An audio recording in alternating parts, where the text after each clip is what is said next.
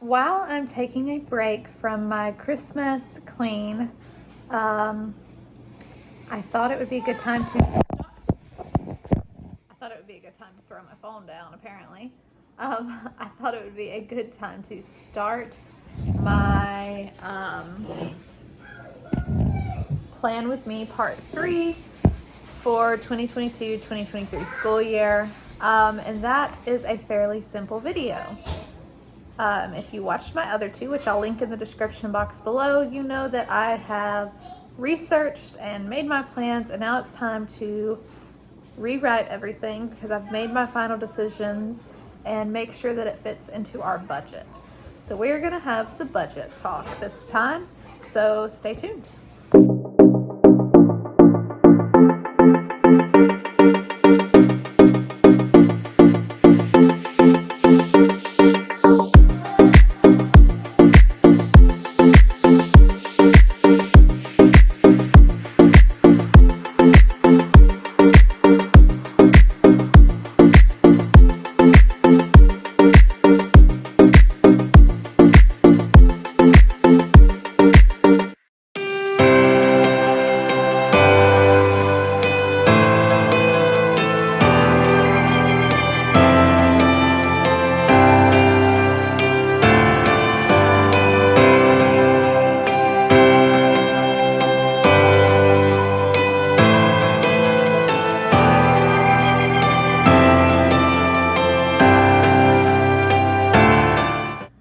Okay, so I've got everything wrote down. I'm still working out my exact read alouds and read aloud schedule, but for the most part, everything else is picked out. I have plenty of time to figure out read alouds, and I'll probably change my mind 20 times between now and the start of next school year anyway. But everything else is picked out and wrote down. So now I'm gonna make just a generalized list of each company or each place that I'm ordering for and write down prices to make sure that they fit in my budget. My budget is, y'all are gonna think that this is a lot for some people. For others, it might not be a lot, but my budget goal is to not go over $3,000 on school curriculum. That includes school curriculum, read alouds, any books for my children that they might be reading, all of our supplies and paper, ink, any science supplies. It includes everything. So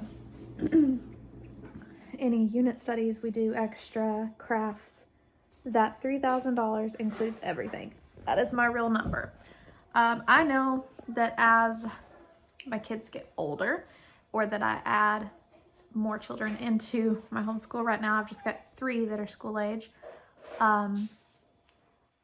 Then I may have to adjust that budget some to make it work, but that's our budget for now.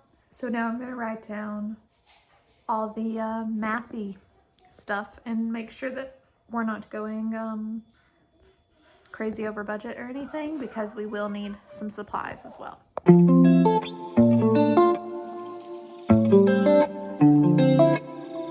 So you just saw my real numbers. I came in about $360 under budget.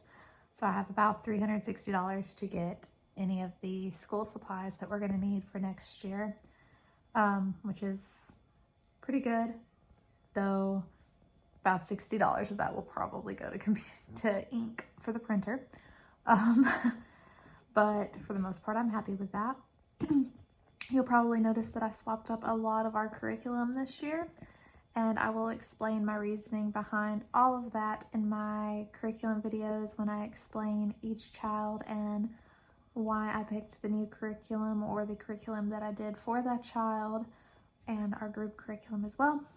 I don't know what unit studies, if any, we're going to do this year. So I haven't really planned that out, but I've been getting a lot of my unit studies from Etsy or creating my own because I have not found any that I actually like from any curriculum company. So we will see what I do there as far as that stuff goes.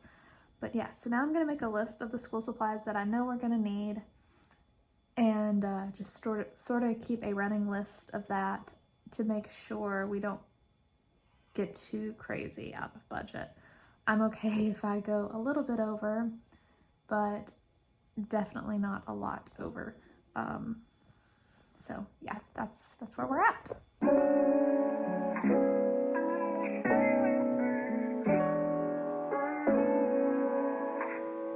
So for the most part, everything is planned now and it's down in my notebook. I know what's going on and I know the cost and what I'm looking at. I imagine I'll add a few more things to my school supply list as they come to me. Those are just the things that I know for a fact we need almost every year. And I'm sure I'll have a few impulse buys along the way. So the next step would be purchasing curriculum. And we usually do that at the end of February, early March when we get our tax return back. We don't get a lot back, but what we do get back usually goes to our school curriculum every year. So stay tuned for that video. I will take you along with me as I purchase my curriculum and how I go about doing that and all that fun stuff. And then we will get into the fun part of planning and unboxing for next school year. And I can't wait to do that. That's my favorite part. I love getting school curriculum in. Oh, the other thing that I'll do before I actually make any purchases is have my children take the placement test for their All About Reading. Because that number might fluctuate a little bit as far as price goes, because I may have 2 in the same level or something like that. I may not be buying 3 separate levels like I have went ahead and budgeted for, just in case. It depends on where they test in. But that's how we plan our school year. This is our part 3 video, and I will see you guys when it's time to purchase.